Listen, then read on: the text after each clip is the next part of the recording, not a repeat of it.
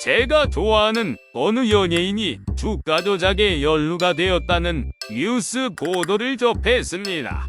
그 연예인이 가담자이던 피해자이던 이런 뉴스를 접하면 입맛이 씁쓸해지는 것도 사실입니다. 그래서 오늘의 내가 나한테 주는 괜찮은 말들 편은 욕심에 관해 만들어 보았습니다.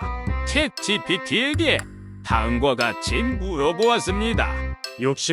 욕심은 어떤 것을 얻고자 하는 강한 욕망이나 탐욕을 의미합니다.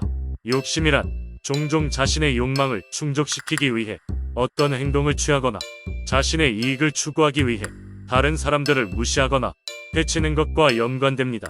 욕심이 지나치게 커지면 그것이 위험한 상황을 초래할 수 있습니다. 예를 들어 욕심이 커져서 돈을 탐내다가 거액의 돈을 잃거나 자신의 이익을 위해 다른 사람을 해치다가 인간관계가 파괴되는 등의 상황이 발생할 수 있습니다. 따라서 우리는 욕심을 갖지 않고 적당한 만족을 추구하며 살아가는 것이 중요합니다. 또한 욕심이란 무언가를 갖고자 하는 강한 욕망이나 불만족스러운 상태를 말합니다. 일반적으로 자신의 이익이나 만족을 추구하기 위해 더 많은 것을 원하는 인간의 본성을 가리키며 때로는 부정적인 측면으로 여겨질 수 있습니다. 욕심은 개인의 성장이나 발전을 도모할 수 있지만 과도한 욕심은 부정적인 결과를 초래할 수 있습니다. 이로 인해 인간관계가 악화되거나 윤리적인 경계를 넘어서는 행동을 일으킬 수 있습니다. 따라서 적절한 수준의 욕심을 가지고 목표와 꿈을 추구하는 것이 중요합니다. 여기서 챗GPT는 어쩌면 자가 모순적인 적절한 수준의 욕심이란 말을 합니다. 그래서 잽싸게 또 물어보았습니다. 적절한 수준의 욕심이라 했는데 어떤 것이 적절한 수준의 욕심인가?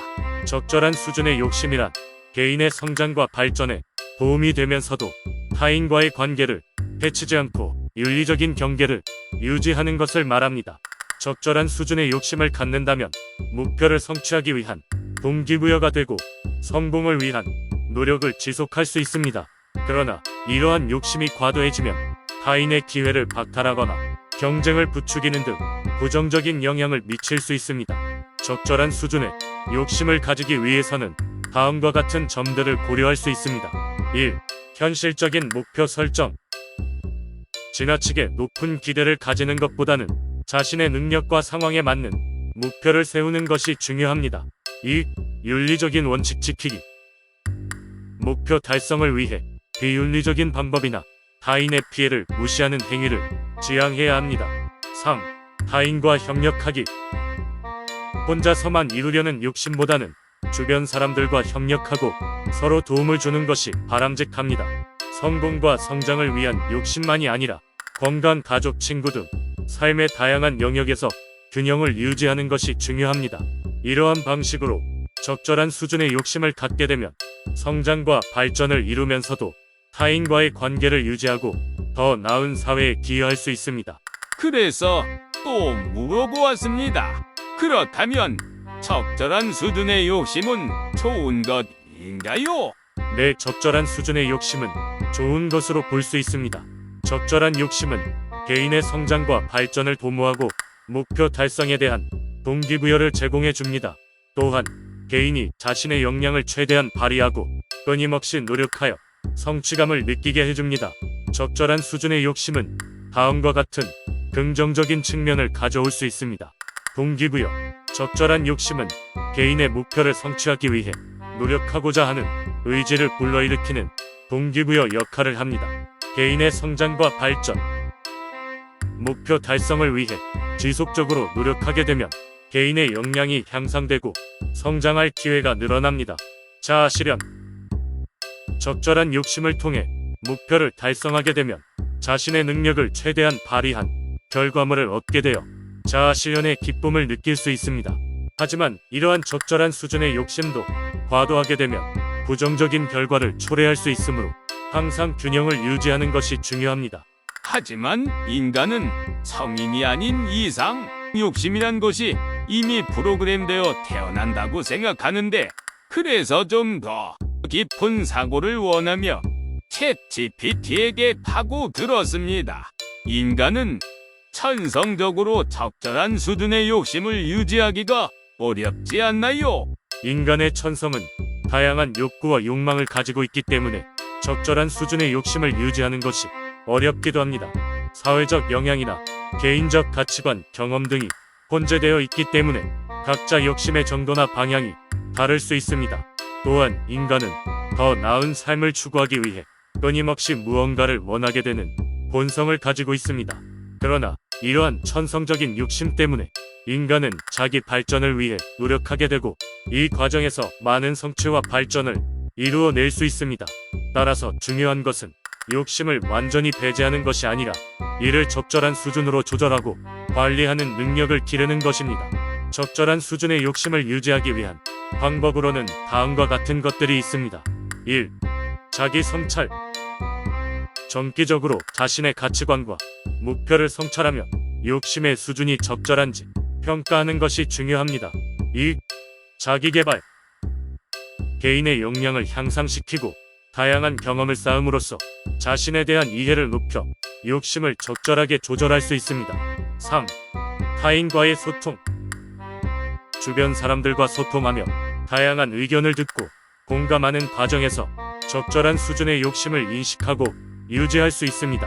이와 같은 방법을 통해 천성적인 욕심을 적절한 수준으로 관리할 수 있으며 이를 통해 인간은 더 나은 삶과 발전을 추구할 수 있습니다. 이쯤 되면 챗GPT가 이미 예상되는 저의 공격 루트를 다 파악하고 있다는 생각이 들었습니다. 그래서 조금 방향을 틀어봤습니다. 곧바로 성경이 말하는 욕심에 대한 경고에 대해 물어보았습니다. 욕심에 관한 성경 구절은 어떤 것이 있나요? 성경에서는 여러 구절에서 욕심에 대해 경고하고 가르침을 제공합니다. 욕심과 관련된 성경 구절은 다음과 같습니다. 1. 출애굽기 20장 17절과 신명기 5장 21절. 너는 이웃의 집을 탐내지 말 것이요 이웃의 아내나 그의 남종이나 여종이나 그의 소나 낙이나 그의 모든 소유를 탐내지 말지어다. 이 구절은 십계명 중 하나로 타인의 소유물을 욕심내지 말라고 가르칩니다.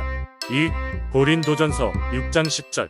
도적들이나 욕심 많은 자들이나 술 취한 자들이나 괴방꾼들이나 착취하는 자들은 하나님의 나라를 이어받지 못할 것입니다. 이 구절은 욕심 많은 사람들이 하나님의 나라를 이어받지 못한다고 경고합니다. 3. 마태복음 6장 24절. 한 사람이 두 주인을 섬길 수 없으니 혹 이를 미워하고 저를 사랑하겠거니와 혹 저를 붙들고 이를 멸시하겠거니와 너희는 하나님과 재물을 동시에 섬길 수 없느니라. 이 구절은 욕심과 하나님을 동시에 섬길 수 없다는 것을 말해줍니다.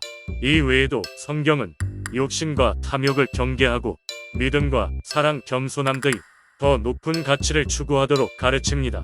이러한 가르침을 따라 적절한 수준의 욕심을 유지하며 살아가는 것이 중요합니다.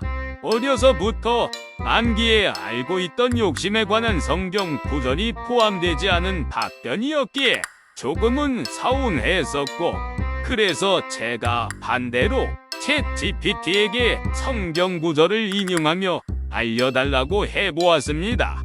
욕심이 잉태한 즉 죄를 낳고라는 성경 구절 전체와 해석을 부탁해요. 욕심이 잉태한 즉 죄를 낳고 구절은 야고보서 1장 15절에서 나옵니다. 전체 구절과 해석은 다음과 같습니다. 야고보서 1장 14절에서 15절. 사람마다 시험이 되는 것은 자기의 욕심에 이끌리고 유혹되어 있으며 욕심이 잉태한 즉 죄를 낳고 죄가 성취한 즉 사망을 낳느니라. 이 구절은 사람이 시험을 받고 죄를 저지르는 과정에 대해 설명하고 있습니다. 사람들은 각자의 욕심에 의해 이끌리고 유혹되며 이러한 욕심이 잉태하여 죄를 낳습니다. 그리고 죄가 완전히 성취되면 사망을 낳게 됩니다. 이 구절에서는 욕심이 죄의 근원이라고 말하며 욕심으로 인해 인간은 시험에 빠지고 죄를 저지르게 된다는 것을 경고하고 있습니다. 따라서 우리는 욕심을 조절하고 적절한 수준으로 유지함으로써 죄를 멀리하고 올바른 삶을 살아가야 합니다. 친절하게도 성경에 대한 해석까지도 알아서 잘 해주더군요.